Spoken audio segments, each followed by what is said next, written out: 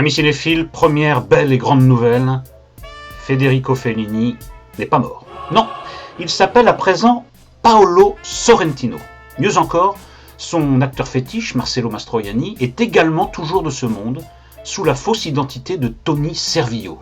De même que son personnage de la Dolce Vita, Marcello Rubini s'est contenté de vieillir plutôt que de passer de vie à trépas. Il se nomme à présent Jep Gambardella.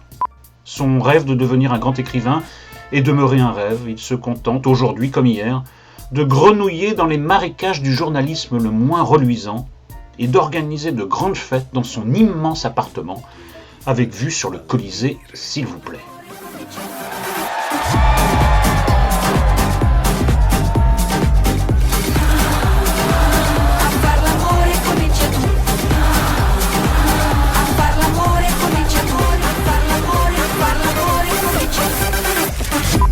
Et voilà qu'à 65 ans sonnés, reviennent à sa mémoire le souvenir de son premier et unique roman, ainsi que celui d'un grand amour perdu. Et voilà que notre gravure de mode comprend qu'il s'agit pour lui de ne pas rater la dernière sortie avant le grand péage, celui qui sépare l'ici-bas de l'au-delà. Commence alors une lente dérive dans Rome, une ville parfois fatale aux plus sensibles des touristes japonais, foudroyés sur place par tant de beauté offerte à leurs yeux. Il y croise une stripteaseuse et une girafe, il y frôle des fantômes et des fantoches, il en visite de nuit les plus somptueux palais, il en admire les ombres et les lumières, il y mesure avant tout la parfaite nullité d'une société décadente, il y sonde le vertigineux néant de son existence.